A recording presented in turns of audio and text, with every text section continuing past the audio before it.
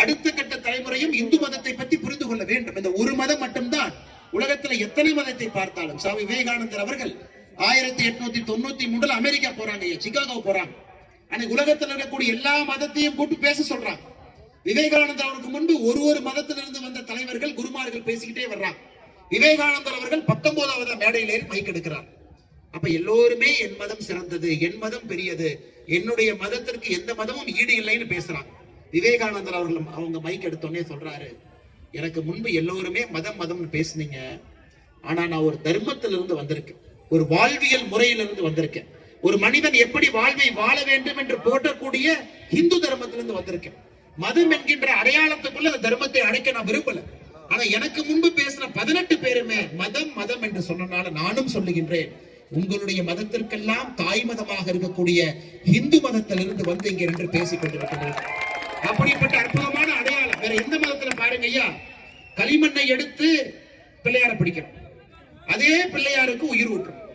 அந்த பிள்ளையார 1ஆம் நாள், 3வது நாள், 5வது நாள், 7வது நாள் நாயப்படி முத்துப்பேட்டையில வெற்றி விநாயகர் ஊர்வலம் நாளைக்கு நடந்திருக்கு. களிமண்ணிலிருந்து கடவுளை உருவாக்கி அந்த கடவுளுக்கு உயிர் கொடுத்து அந்த கடவுளை 1ஆம் நாள், 3வது நாள், 5வது நாள், 7வது நாள் நாமளே கொண்டு போய் கரைக்கிறோம். ஏன் கரைக்கிறோம் ஐயா?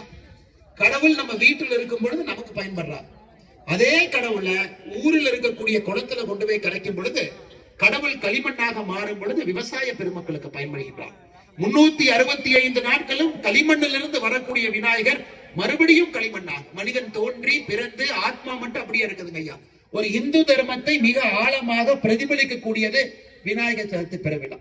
இன்னொரு பக்கம் பெரிய வருத்தம் என்னன்னாங்க ஐயா, 10 டிபார்ட்மெண்ட் கிட்ட போய் அனுமதி வாங்கணுங்க ஐயா. 10 டிபார்ட்மெண்ட் நாம ஏதோ தப்பு பண்ற மாதிரி, நாம ஏதோ கொள்ளையடிக்கிற மாதிரி, நாம ஏதோ தவறான ஒரு செயல் செய்யற மாதிரி ஒரு புதிய விநாயகரை வைக்கிறோம்னா 10 பேர்கிட்ட பர்மிஷன் வாங்க. 10 பேர் PWD department, electricity department, fire service department, காவல்துறை, தாசில்தார், VA 10 பேர்கிட்ட அனுமதி வாங்கி கஷ்டப்பட்டு ஒரு விநாயகர்.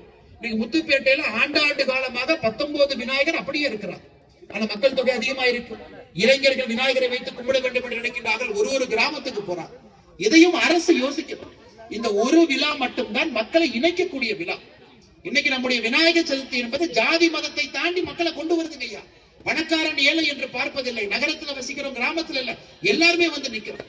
இந்த ஒற்றுமையை அரசாங்கத்தால் உருவாக்க முடியாதுங்க. அரசாங்கம் எந்த திட்டத்தை போட்டு உருவாக்கும்?